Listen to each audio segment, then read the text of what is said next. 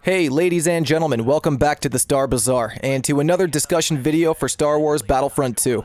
Today we're talking about Capital Supremacy, the newest game mode to come to Battlefront 2 and the one that's been getting a lot of attention the last couple of months here. With the addition of the fourth and most recently added map, Naboo, to Capital Supremacy, I think it would be a good time to talk about how it's actually shaping up to be the Clone Wars experience that it was advertised to be in the beginning. Let's check it out.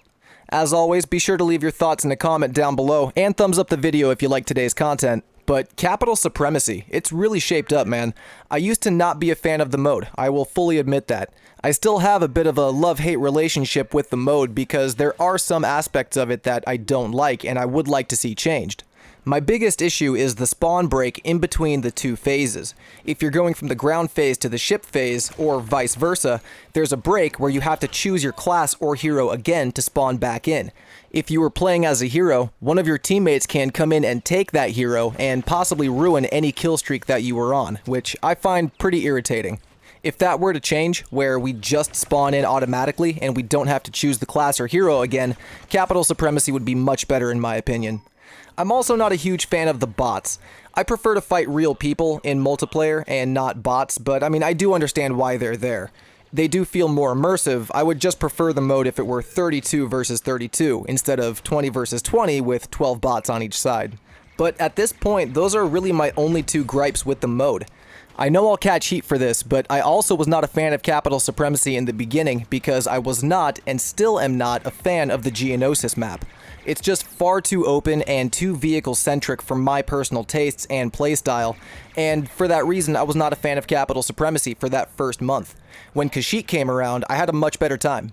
That was another thing though. Before, there were not very many maps, but I can't really complain about that now. We have 4 Clone Wars locations that we can jump to in a playlist, and it really does make it an immersive Clone Wars experience. The mode can get pretty repetitive since the objectives are always the same no matter what map you're on, but the variety in the maps are what keeps the mode interesting. Every single map has something unique to offer. Geonosis is wide open, Kashyyyk is really large with some good cover, Kamino has absolutely no vehicles with a lot of indoor combat, and Naboo is all close quarters urban street fighting. Every single map is unique, and the fact we now have 4 maps on a continuous Clone Wars playlist, it really makes Capital Supremacy feel like the experience that was advertised at launch. Jumping from planet to planet and continuing the fight is really cool. It does make you feel like you're in the middle of the action during the Clone Wars. And it doesn't seem like the mode is going to be stopping anytime soon. In the fall, we have the upcoming new map, Felucia, to look forward to, which is just going to expand the Clone Wars experience in Capital Supremacy. Once that drops, that will bring the total map count up to 5, which I think will definitively make Capital Supremacy the Clone Wars mode. Real quick, since this is a discussion, comment down below and let me know what your favorite map in Capital Supremacy is right now. For me, it's Naboo, and I have a feeling a lot of others are going to say that as well, but let me know. So, I started the video off listing a lot of the things that I didn't like about Capital Supremacy. Let me go into some of the things that I absolutely love about the mode. The ground phase is great. Capturing command posts and running around the map playing the objective is a lot of fun, and I love the non-linear nature of it. You choose how you play the game. You can either defend a command post or be more aggressive and go capture them. You don't get that same level of choice in the other objective modes like Galactic Assault or Strike. You still have an objective, and sure, you can play it in many different ways, but you're kind of limited in the sense that there's only one thing you're focusing on. Here in Capital Supremacy, you can either attack or defend. And the cool thing is, both will help contribute to your team winning. The level of freedom that you get in the ground phase is great. I can't exactly say the same about the ship phase, since it's pretty similar to other objectives that you see in Galactic Assault. But the ship phase is still pretty cool, because there is a level of strategy that goes into attacking and defending the objectives there too. I already touched on this earlier, but another thing that I love about Capital Supremacy is the variety in the maps. The fact that every single map brings you a unique experience keeps the mode fresh and interesting, and ups the replayability factor by a lot. Back when there were only 1 map or 2 maps, the mode was a little bit lacking, in kind of the same way that Extraction is now. Extraction is a great mode, I wish more people played it, but the fact there are only 2 maps, and have been only 2 maps since the mode was released in Battlefront 2, it's keeping the mode down, I think. DICE would argue that it's not worth adding new maps because the player count just isn't there for Extraction. Well, I would argue that if there were more maps, I think the player count would go up. We're seeing this in real time with Capital Supremacy. I wasn't a big fan of it in the beginning, but it's slowly becoming one of my favorite modes, and the fact that there are more maps being added to it every month is a huge contributing factor to that. The team at DICE also supports this mode with other cool things like Triple Experience, which is going on right now as of recording this video, and other fun events like that really incentivize players to choose Capital Supremacy over other modes. It makes me want to play it more at least, and I think that's a good thing.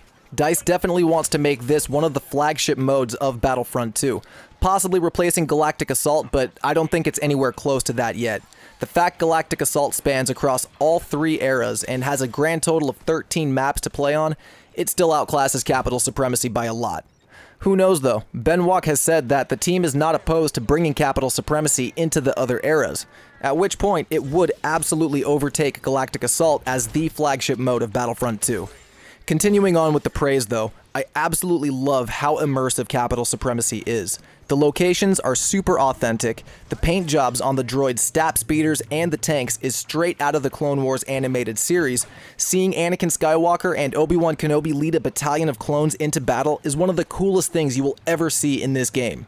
The devs were clearly going for a certain feel, and I think they captured it perfectly with the mode.